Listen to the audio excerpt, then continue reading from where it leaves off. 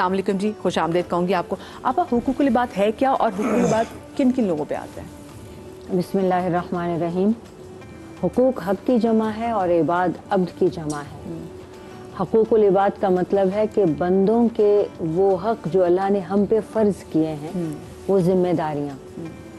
دیکھیے ہمارا جو دین ہے نا، وہ دو ہی چیزوں کا نام ہے.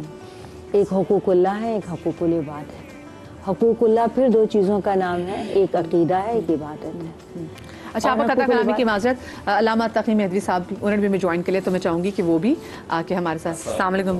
خیریت سے ہیں آپ لوگ؟ حقوق العباد پھر دو چیزوں کا نام ہے، ایک ہے اخلاق اور ایک ہے معاملات. دین ان دونوں چیزوں کو ملا کے بنا ہے. بندے کے بندے پر حقوق پیدائش کے ساتھ ہی شروع ہو جاتے ہیں. کوئی بندہ ایسا نہیں ہے کہ وہ خود سے پیدا ہو جائے، اپنی پرورش کر لے، اپنی تربیت کر لے، حتیٰ کہ مر جائے تو خود کو خود سے دفنا لے. ڈیپینڈ کرتا ہے. انسان شروع ہی سے دوسرے انسان کا محتاج رہا ہے اور مرتے وقت تک رہے گا. اب اس کے لیے سب سے پہلے ماں باپ آتے ہیں. حقوق العباد میں آپ نے پوچھا نا کون کون آتے ہیں، سب سے پہلے ماں باپ آتے ہیں، پھر اساتذہ آتے ہیں، اولاد آتی ہے، میاں بیوی آتے ہیں. یہ پورا معاشرہ پھر بندوں سے بھرا ہوا ہے. کون کس کیپیسٹی میں آپ پر فرض ہو جاتا ہے اور کون حقدار ہو جاتا ہے.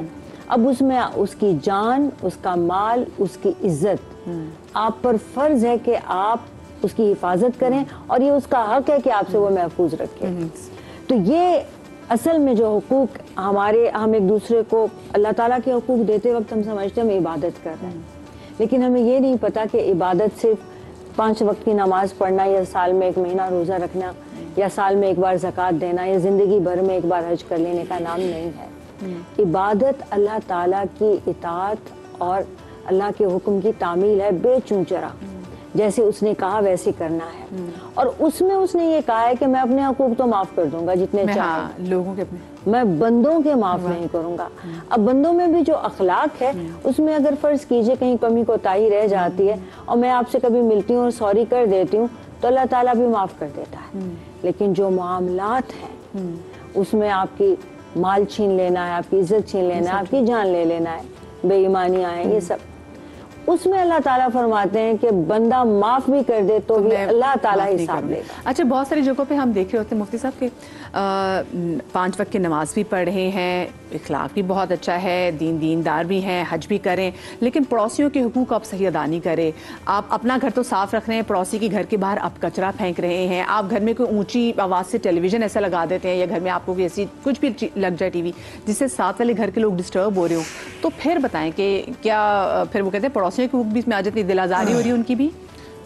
نحمد و صلی علی رسول الکریم، اما بعد، بسم اللہ الرحمن الرحیم. قرآن مجید برہان رشید نے حقوق العباد کو بڑی صراحت و وضاحت کے ساتھ بیان کیا ہے. جو بھی آپ نے سوال کیا، یہ بندوں کے بندوں پر آ کے ہیں کہ ہم کسی کو تکلیف نہ دیں، اور کوئی کسی کو تکلیف دے رہا ہو تو اس کو روکیں.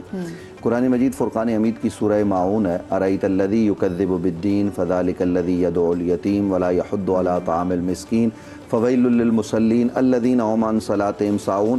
یہ صلاۃ کی بات بعد میں جا کے کی جا رہی ہے، پہلے بندوں کے حقوق بیان کیے جا رہے ہیں. آپ ذرا اندازہ لگائیں کہ ابو جہل نے یتیم کو جو اس کی کفالت میں تھا، اس نے ذمہ لیا ہوا تھا، اس نے دھکے دے کے نکالا. تو لوگوں نے کہا کہ تم نبی پاک صلی اللہ علیہ وسلم کے پاس جاؤ، مکہ کا دور ہے. تو ان کا خیال یہ تھا کہ جب حضور آئیں گے تو حضور کا معاذ اللہ مذاق اڑایا جائے گا.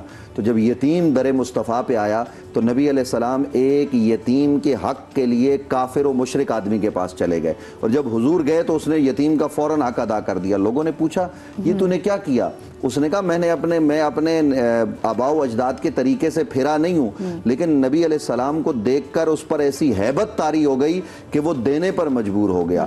تو کہنے کا مطلب یہ ہے کہ صرف یتیم نہیں، معاشرے میں ہر آدمی کا ہم پر حق ہے، ماں باپ کے حقوق سے لے کر بچوں کے حقوق تک، پڑوسیوں کے حقوق تک، حتیٰ کہ ہم جس راستے سے گزرتے ہیں نا، اس راستے سے جو دوسرے لوگ گزر رہے ہوتے ہیں ان لوگوں کا بھی ہم پر حق ہے. تو یہ حقوق کون ادا کرے گا؟ یہ ہم نے ادا کرنے، لیکن ہم نے معذرت کے ساتھ ان کو چھوڑ دیا ہے. اسی وجہ سے یار ہمارے ملک میں افراتفری، بد امنی، یہ دہشت گردی، یہ جو چیزیں ہیں نا، جب ہم ایک دوسرے کے حق سلب کرتے ہیں تو اللہ کا عرش ہل جاتا ہے. اور مفتی صاحب دیکھتے ہیں بہت ساری جگہوں پہ نا ہم اپنی آسانی کے لیے کچھ ایسی چیزیں کرتے ہیں جس کی وجہ سے باقی لوگوں کو نقصان ہو رہا ہوتا ہے. جیسے علامہ صاحب ہم جمعے کے دن اکثر دیکھتے ہیں کہ لوگ سڑکوں پہ بھی मेन रोड्स पे भी नमाज के लिए दरियाँ बिछा देते हैं, उससे ट्रैफिक ब्लॉक हो रही होती है। तो फिर ऐसी सूरत में क्या अहकाम आते हैं, क्या ये दीन अलाउ करता है?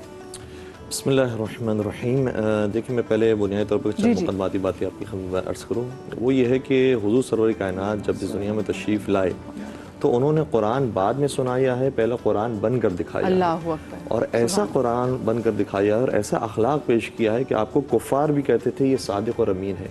इसका अखलाक बहुत उम्दा है, बहुत बेहतरीन जो है मामलात के अंदर है। और इसके अंदर भी कोई इख्तिलाफ नहीं है कि वैसे तो हमारे अगर फ़िक़ी अबवाब को देखा जाए और उलमा कराम के अंदर जो उन्होंने फतावा दिया उसको देखा जाए तो फ़हरिस्त के अंदर आम तौर पर इबादात को रखा जाता है, फिर मुआमलात को रखा जाता है, जबकि खुदा की निगाह में मुआमलात मुक़द्दम है इबादात के ऊपर। मौला मुत्तक़ियान मोमिनीन हज़रत अली इब्न अबी तालिब अलैहिस्सलाम इरशाद फरमाते हैं कि इन्नल्लाह तबारक व तआला जअल हुकूक इबादिही मुक़द्दमतन अला हुकूकिही। परवरदिगार आलम ने अपने बंदों के हुकूक को अपने हुकूक पर मुक़द्दम किया है। तो खुदा खुद ये चाहता है कि बंदों के साथ खुश रफ्तारी से पेश आएँ, बंदों के मामलात को हल किया जाए।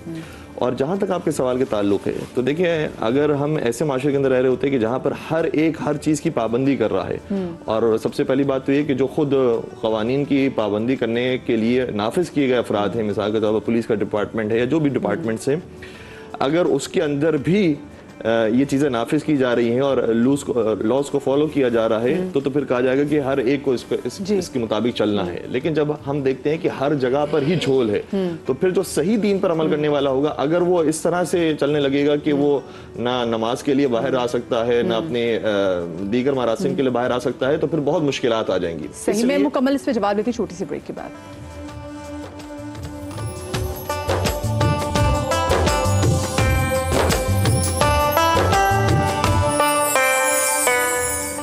जी बिस्मिल्लाहिर्रहमानिर्रहीम। ब्रेक के बाद मैं आपको एक बार फिर से खुश आमदीद कहती हूँ। आप लोग हमारे समा डिजिटल का यूट्यूब चैनल है, उसके कमेंट सेक्शन में जाके आस्क मदीहा नकवी पे आपका कोई भी सवाल हो उलमा दीन से तो आप लोग अपना पोस्ट कर सकते हैं क्वेश्चन, और फिर आपका वो सवाल अमानत के तौर पे मैं यहाँ पर उलमा दीन से पूछूंगी।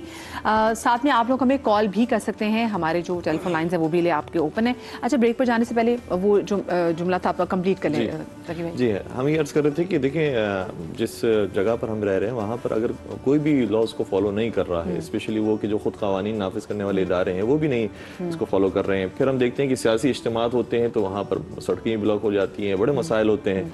तो जब हर चीज़ के अंदर हमने इजाज़त दी हुई है तो क्यों नमाज जुमा के लिए हम पाबंदी लगा रहे हैं? उसमें भी बेहतर तो यही है कि जहाँ तक आपकी एरिया है और मस्जिद है वहाँ तक ही आप नमाजियों को रखें। लेकिन किसी ने परमिशन ली हुई है या एक आदत बनी हुई है और सबके रूटीन के अंदर है कि इस जगह पर जुमे के दिन ये कैफियत पैदा होती है, तो फिर उसमें कोई मुज़ायका नहीं है। लेकिन अगर हम ऐसी जगह पर रह रहे हैं कि जहाँ पर हर एक लॉज को फॉलो करते हैं और ये हुक्म शरीयत भी है और करना भी चाहिए, इंशाल्लाह हम उस मरहले पे भी पहुँचें कि जहाँ पर लॉज को फॉलो किया जा रहा है वहाँ पर हमें भी पाबंदी करनी चाहिए और कोशिश करनी चाहिए कि कोई हमारी वजह से मुश्किलात के अंदर ना है, तकलीफ के अंदर ना है। और हुकूकुल इबाद के अंदर जो एक बात चली है, मैं एक और चीज़ की तरफ भी इशारा करना चाहूँगा कि देखिए, कभी कभार ऐसा भी होता है कि हमारे यहाँ पर जैसे अभी रमज़ान आ गया है तो जिनकी नौकरियां लगी हुई है वो कहेंगे कि भाई मैं रोज़े से हूँ इसलिए मैं ये काम नहीं कर सकता, अभी इफ्तार का वक्त आ गया मैं काम नहीं कर सकता, सहरी का वक्त आ गया मैं काम नहीं कर सकता, नमाज का टाइम हो गया मैं काम नहीं कर सकता, जुमे का टाइम हो गया। तो हमारे यहाँ पर जो मामलात को इबादत के बहाने से ख़त्म किया जाता है और उसके अंदर कोताही की जाती है, इसकी कोई इजाज़त नहीं है, इसकी पाबंदी करनी चाहिए। और जो हुकूक आपको मिलते हैं, जो आपको सैलरी मिलती है, वो भी उस बुनियाद पर मिलती है कि आप काम करें, न ये कि आप बहाने दे देकर कोई ना कोई ऐसी चीज़ इख्तियार करें कि आपको छूट मिल जाए और छुट्टी मिल जाए और फिर आप जो है वो सिर्फ नाम के एम्प्लॉय बने हुए हो। सही। अच्छा, आस्क मदीहा नकवी में सवाल आया